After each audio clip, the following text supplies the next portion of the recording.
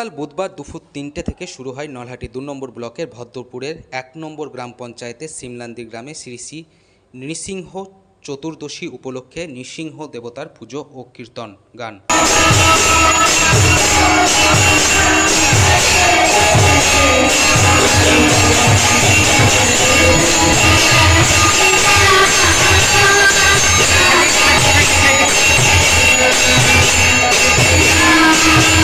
পুজো শেষে সন্ধ্যা 7:30 নাগাদ আরতি অনুষ্ঠিত হয় ও প্রসাদ বিতরণ করা হয় ভক্তদের মধ্যে। পুজো দেখতে ভিড় জমান দীক্ষিত ভক্তরা। নলহাটি ২ নম্বর ব্লক থেকে তথাগত চক্রবর্তী রিপোর্ট, জনগণ নিউজ।